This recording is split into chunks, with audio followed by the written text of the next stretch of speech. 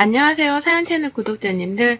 저도 평소 채널 구독을 하고 사연을 전해 들으며 마음을 달래거나 위로받던 평범한 구독자 중 한 사람입니다. 이렇게 제 사연을 적어보내게 되는 날이 찾아오니 많은 생각이 드네요. 주마등처럼 스쳐 지나가는 저의 시집살이가 여러분들께 한 줌의 즐거움이라도 되길 바랍니다. 저는 40대 후반의 여자예요. 늦은 나이도 아니지만 이른 나이도 아니고 결혼 생활을 벌써 15년 차에 접어들면서 결혼 생활에 대해서도 알 만큼은 안다고 생각하는 편이었습니다. 제가 결혼하고 지금까지 아이를 둘 낳았는데요. 정말 열심히 살았다고 자부하는 것이 지금껏 한 번을 쉬어본 적이 없어요. 아이를 낳고 나서도 바로 몸을 풀고 출근을 했었고 첫째 말고 둘째를 낳았을 때에도 다를 건 없었습니다. 어떻게 보면 궁상맞게 살았다고 해도 과언이 아닐 만큼 하는 일과 벌어들이는 수입에 비해서 사는 건 참 힘들게도 살았네요. 왜냐면 저희 어머님이 저 쉬는 꼴을 두고 보지 못하셨거든요. 제가 결혼하면서도 시어머니께 들은 유일한 칭찬이 바로 밖에서 일하는 여자라는 것이었습니다. 밖에서 일을 하며 맞벌이로 돈을 벌어온다는 것에 대해서 어머님은 크게 만족을 하셨어요. 정작 본인도 밖에서 일을 해본 적이 없는 분이셨는데 며느리만큼은 돈 버는 사람으로 드리고 싶었다고 자꾸 말씀을 하시더라고요. 저희 남편이 혼자 고생해서 집에 돈을 가져다 바치는 꼴은 두고 못 본다면서 말입니다. 시어머니랑 시아버지는 꽤나 검소하게 사는 분들이셨습니다. 태생이 검소해서가 아니라 가진 돈이 없어서 검소하게 살 수밖에 없으셨던 거죠. 열악한 환경에서 힘들게 키운 아들인데 그런 아들이 장가를 가서 마누라한테 돈을 퍼다주는 꼴은 두고 볼 수 없다며 꼭 일을 열심히 하라더군요.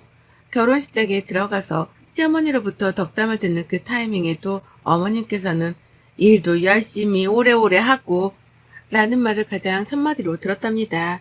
결혼식 날에도 일타령을 하는 분이셨는데 평소에는 오죽하셨을까요? 평소 어머님과 나누는 대화라고는 일을 하는 것, 그리고 그렇게 일을 해서 얼마나 버는지에 대한 것들 뿐이었습니다. 승진을 할 때가 되었는데 아직 소식이 없냐는 말을 해가며 평소에는 안 하던 안부 연락을 먼저 하는 경우도 많았고요. 승진이라도 정말 했다고 하면 아주 좋아라며 난리를 떠셨죠. 그러다 급 정색을 하면서 돈을 아끼라고 혼수를 두곤 하셨고요. 이 모든 것들이 주제넘는 어른의 잔소리인 것만 같아서 듣기 싫은 적도 많았습니다. 솔직히 말하면 어머님 입에서 일 얘기가 나올 때마다 화딱지가 날 정도이기까지 했죠. 하지만 이런 어머님을 영 이해하지 못하는 건 아니었어요. 제가 시어머니께 다달이 용돈을 보내드리고 있는 장본인이었거든요. 결혼 전까지만 하더라도 여유가 없으시니 검소하게, 그리고 큰돈을 만져보지도 못하며 형편대로 사는 줄 알았습니다. 그러니 결혼을 하면서도 그 오래전부터 웬만한 건 제가 절반 이상 지분을 부담했을 정도로 돈을 썼죠. 집을 해가는 것도 남편이랑 반반 부담을 했는데 막판에 남편이 돈이 모자른다고 하길래 제가 급하게 친정에서 돈을 빌리기까지 했었고요. 그 바람에 지금 사는 집도 제 명의랍니다. 당연히 결혼하고 생활비 관리는 제가 했고 결혼하고 2달 정도 지나자마자 시어머니가 용돈을 요구하길래 그때부터 지금껏 다달이 적게는 30만 원에서 많게는 100만 원까지 쥐어드렸어요. 평상시에는 적게 보내드리는데 생신이나 특별한 경조사라도 있으면 더 챙겨드릴 수밖에 없었습니다. 어머님이 그걸 원하셨으니까요. 그리고 그때부터였어요. 어머님의 씀씀이가 갈수록 커지기 시작한 게 말이죠. 형편이 좋지 못한 분이니 제가 용돈을 드리면 그걸 최대한 아껴가면서 알뜰하게라도 쓸 줄 알았습니다. 그러니 처음에 용돈을 당당하게 요구하실 적에도 알아서 어련히 잘 쓰려나 싶어서 노획적 거두도 용돈을 드렸죠. 하지만 이게 참 갈수록 부담스럽고 또 화가 나더라고요. 시어머니의 태도를 옆에서 보고 있자니 말입니다. 받는 용돈이 부족하다는 소리도 아낌없이 뱉어내셨고요. 아이를 하나 둘 더 낳고 키우며 나가야 하는 돈이 너무 많아져 저희 집안 가계부를 쪼는 와중에도 어머님은 당신 용돈 타령을 하셨어요. 부담스럽다고 솔직하게 말씀을 드려도 제가 같이 돈을 벌어오지 않냐는 이유를 들먹이며 나몰라라 하셨답니다. 그러니 지금까지 세월이 15년이 되었는데도 불구하고 어머님은 단 한 달도 빼먹지 않은 채 용돈을 받고 계시네요. 지금껏 어머니께 보낸 금액만 하더라도 적은 돈은 분명 아니고요. 그러다 제가 올 초부터 시어머니 길들이기 작전을 시작했습니다. 도저히 이대로는 평생 살지 못할 것 같았거든요. 아이들은 자꾸 더 커가고 곧 있으면 대학도 들어가야 할 텐데 시어머니가 한두 푼을 요구하는 것도 아니고 매달 본인 꼴리는 대로 달라고 보채기만 하니까 걱정이 태산이었습니다. 그리고 무엇보다 금전적인 부담감 때문에 힘들기도 했네요. 남편이랑 제가 정년보장이 되는 직장이 아니어서 이런 걱정을 할 수밖에 없었고 먼저 남편과 상의를 했습니다. 아주 오랜 시간을 말이죠. 코로나가 터지면서는 언제 잘릴지 모른다는 부담감이 더 커져서 남편을 더 적극적으로 설득해 왔고요. 그렇게 저희는 얼마 전부터 시어머니께 드리는 용돈을 20만 원으로 줄였어요. 지금도 절대로 작은 돈이 아니라고 생각을 하고 아이 둘을 키우는 4인 가정에서 시부모님 용돈으로 이만큼이면 할 만큼 하는 중이다 싶었습니다. 저희 부부 결혼하며 아무런 금전적 도움도 주질 않으신 분들이셨는데 다달이 20만 원을 보내드리는 것이라면 자식돌이는 다 한다 싶었던 거죠. 그렇게 금액도 대폭 줄였고 더 이상 있는 대로 퍼줘가면서 살 수 없으니 받는 돈은 최대한 아끼며 쓰시라 진심으로 충고도 드렸어요. 당연히 시어머니 표정은 똥 씹은 표정 마냥 좋지가 못했지만 별 수 없었습니다. 아름다운 거절은 없듯이 이 정도는 제가 감당해야 하는 몫이다 싶었죠. 그래서 어머님이 얼만큼 기분 나쁜 티를 내던 말던 크게 상관하지도 않았고 오히려 뜻을 굽힐 일이 없다는 단호한 표정만 지어 보였습니다. 그렇게 시작을 잘했다고 생각했어요. 그런데 그때부터 어머님이 세이지기 시작했답니다. 불필요한 일을 만들어가면서 돈을 타내려고 하기 시작한 거예요. 갑자기 멀쩡하던 밥솥이 고장이라면서 밥솥 살 돈을 달라고 하질 않나. 평소에는 전자파 나온다는 소리를 해가면서 전자레인지를 잘 쓰지도 않더니 갑자기 집에 있는 전자레인지를 새 걸로 바꿔야겠다면서 새 걸 살 돈을 달라고 하기도 하셨습니다. 한 달에 한 번씩 용돈을 받으면 그걸로 뭐하다가 필요한 걸 사라며 당연히 거절을 했죠. 아껴 쓰시라고 용돈을 드리는 거니 더 달란 말 좀 그만하라고 신세 타령도 했습니다. 시부모님 잘못 만나 내가 이날 이때껏 내 부모도 아닌 분들께 얼마나 갖다 바치고 있는 거냐면서 힘들어 죽겠다 하소연도 한참을 해봤어요. 이렇게라도 하면 조금이라도 우리 돈 쓰는 걸 아까워해 주실 줄 알고요. 하지만 그런 반응은 잠시뿐이었어요. 당신 아들한테는 돈 달란 말을 한마디도 안 하면서 제 앞에서는 돈 없단 소리를 잘만 하고 사는 것이 정말 미워 죽겠었습니다. 남편이 생활비는 괜찮냐 물어보면 니들이 그렇게 고생해서 벌어 나오는데 이 정도면 충분하지 라며 20만 원 티를 내곤 하셨는데요.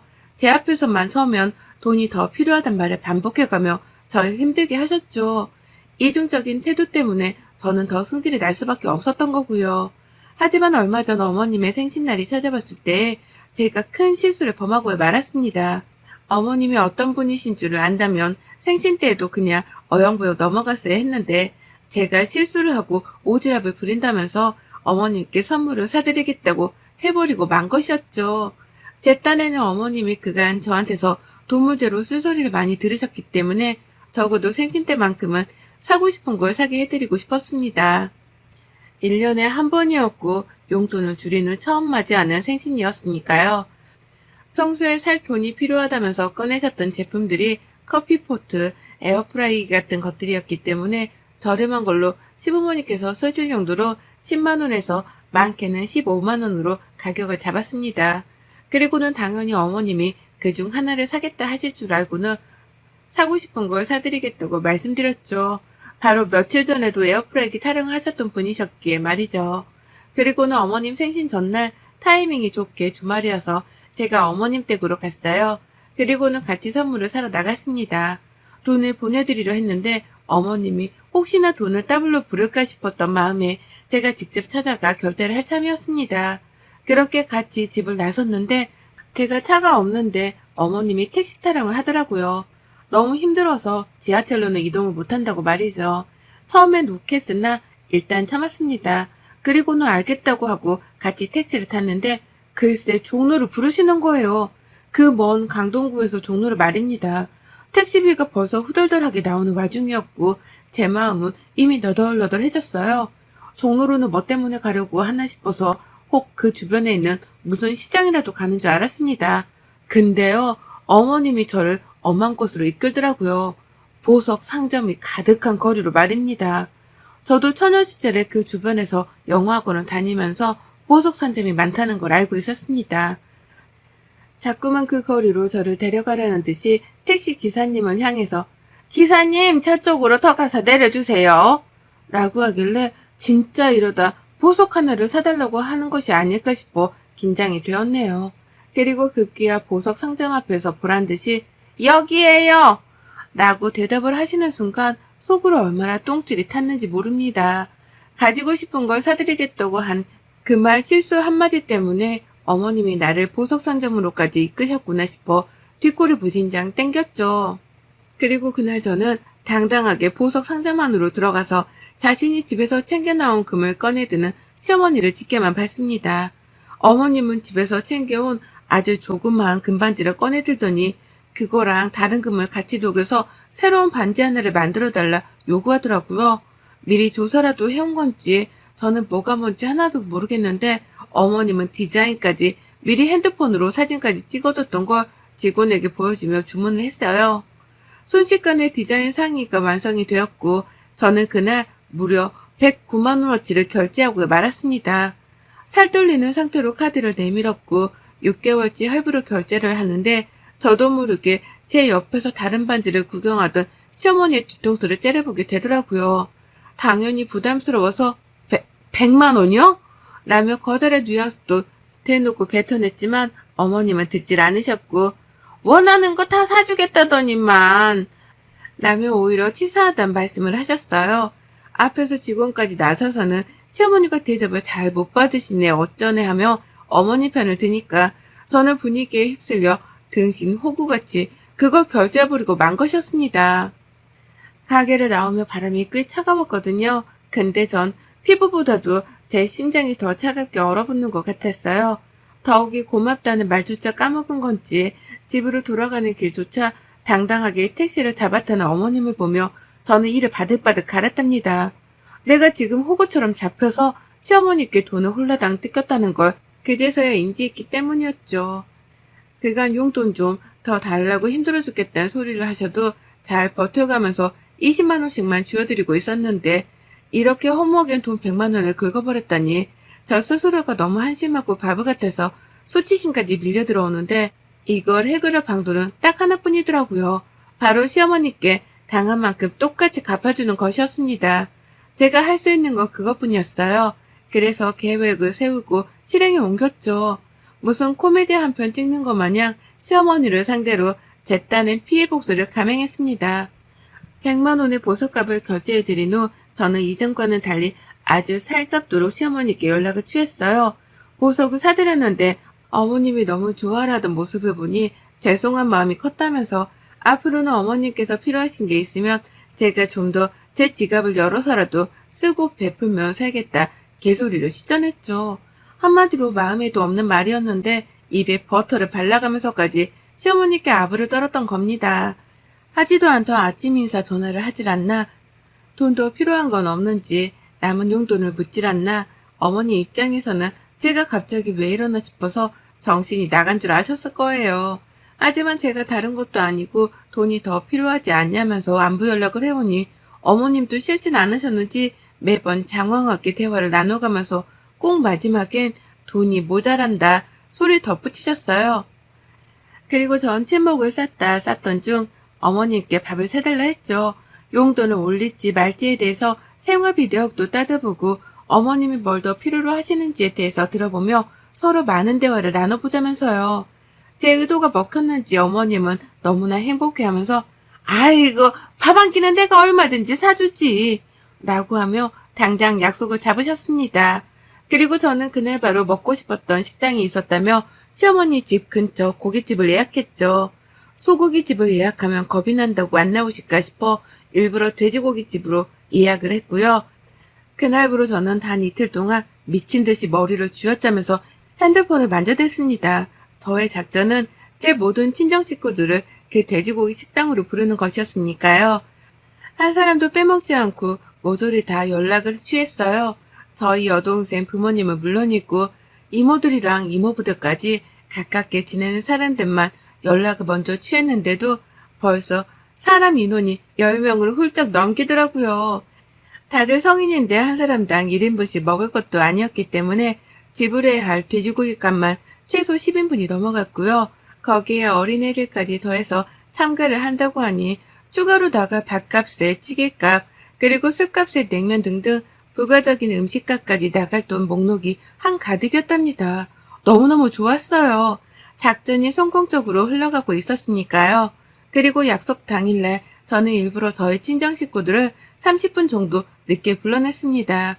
식당 예약을 인원에 맞게 하기는 했으나 주변 테이블을 비워두기만 할 뿐 아무 말도 안 했어요. 시어머니는 제가 식당 예약을 한 줄도 모른 채 식당 장사가 안 되는가 보다 하면서 남의 집 가게 걱정을 하셨고요. 본격적으로 저한테 용돈이 모자라는 이유에 대해서 설명을 하느라고 입이 닫힐 새도 없이 말을 주절거리셨답니다.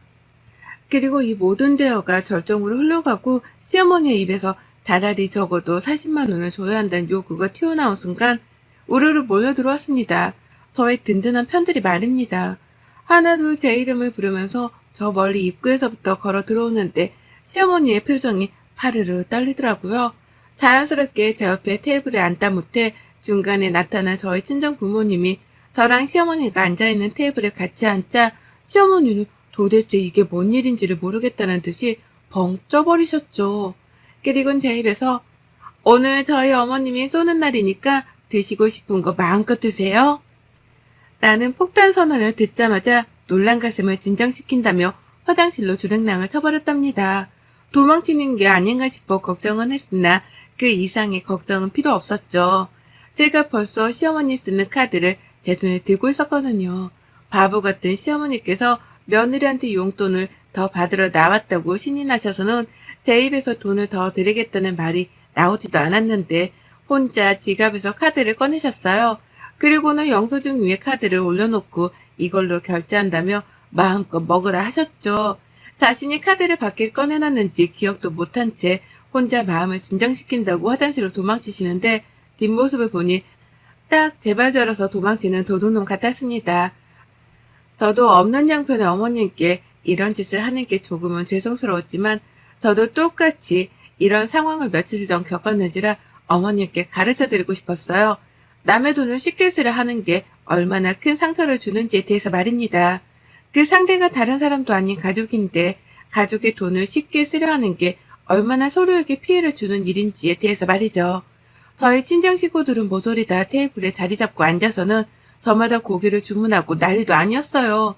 직원 3명이 갑자기 붙어나와 주문을 받을 정도로 갑자기 가게가 인산인해를 이뤘고 시어머니는 모두가 주문을 마칠 때쯤에 화장실에서 기어 나오더라고요. 그리고는 곧장 저를 밖으로 불러내셨습니다. 표정이 흡사 화장실 안에서 대성통곡을 하기라도 한 듯이 얼어붙어 있더라고요. 무슨 말을 꺼내렸나 싶어 아주 호기심 가득한 표정으로 시어머니를 따라 가게 밖을 나섰는데요. 어머님이 자기 카드를 찾더라고요. 내가 아까 꺼낸 거 있잖아. 그거 돌려줘. 내 카드 돌려달라고. 라고 하며 화를 내 저도 물었습니다. 아니, 저 먹고 싶은 대로 사주신다면서요. 그래서 친정 식구들까지 불러 다 같이 기분 좋게 나눠 먹자고 한 건데 뭐 문제 있나요? 라고요. 어머님은 속이 답답한지 자신의 가슴을 쳐가면서 따졌어요. 아니, 내가 언제 네 친정 식구들을 사준다고 했냐. 내가 너 사주겠다고 부른 건데 네 식구들까지 우르르 데려오면 어떡해. 라고요. 하지만 저도 당당하게 말대답을 하며 시어머니 화를 더욱 돋구었습니다. 그럼 어머님은요? 제가 언제 어머님께 강동구에서 종로까지 왕복으로 택시비를 쏴드린다고 했어요? 제가 어제 어머님 생신 선물로 그달 용돈에 이어 100만 원짜리 반지까지 사드린다고 했어요? 서로 다 힘들게 열심히 아껴가며 사는 줄 뻔히 하면서 먼저 돈 100만 원 지르며 사치를 저지른 건 어머님이시잖아요. 라고 하면서 울컥하다 못해 열불이 나서 남의 가게 앞에서 소리를 질러가며 질책을 했어요. 왜 너는 하는 짓을 나는 하면 안 되냐는 태도로 억울해 죽겠다면서 말이죠. 카드는 못 돌려주고 약속하신 대로 밥 사주라는 말을 남기고 식당으로 들어왔습니다.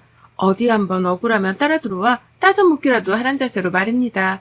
하지만 어머님은 절대로 식당 안에 들어오지 못하셨답니다. 저희 친정 식구들이 득실득실한 그 식당 안으로 절대 한 발자국도 들어오지 못하셨어요. 제가 본인의 카드로 고깃값을 결제하는 꼴을 밖에서 손 놓고 지켜볼 수밖에 없으셨던 거죠. 그리고 전 저희 친정 식구들과 함께 시어머니 욕을 신랄하게 까면서 그날 돼지고기집에서 무려 130만 원을 결제했답니다. 결제를 하자마자 문자가 어머니께로 날아간 건지 어머님이 저한테 직접 문자를 보내오셨어요. 자기 카드를 들고 와달라고 하더라고요. 더 쓰지 말고 그대로 곧장 집으로 갖다 놔주라고 말입니다. 하지만 저는 경비가 아까우니 필요하면 어머님이 들고 가시라는 말을 남긴 채 곧장 어머님 카드를 저희 집으로 가지고 갔답니다.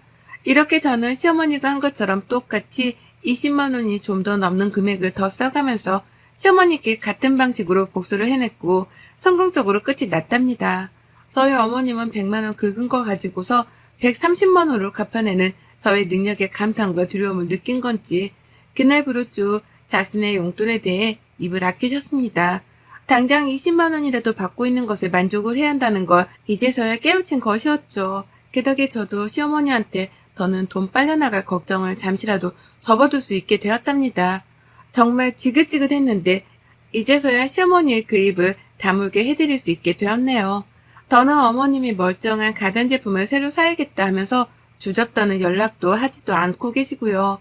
저한테 함부로 돈을 달라 했다간 그 배로 자신의 돈을 써야 할지 모른다는 부담감 때문인 건지 시어머니는 결혼 이래 최초이자 가장 오래도록 저에게로부터 멀리 거리를 두고 계시답니다. 어색했던 결혼 초에도 용돈 달라는 문제로는 꼭 주기적인 연락을 먼저 하셨는데요. 이젠 생각을 달리 하기 시작한 건지 침묵을 택하기 시작하셨어요.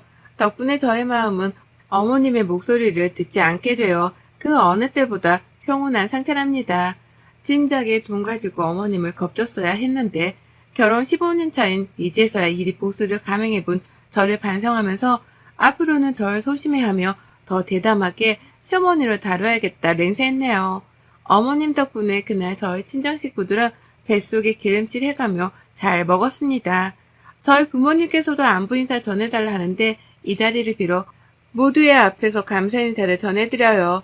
덕분에 고기 잘 먹었습니다. 여러분의 생각은 댓글로 남겨주세요. 오늘도 시청해 주셔서 정말 감사합니다.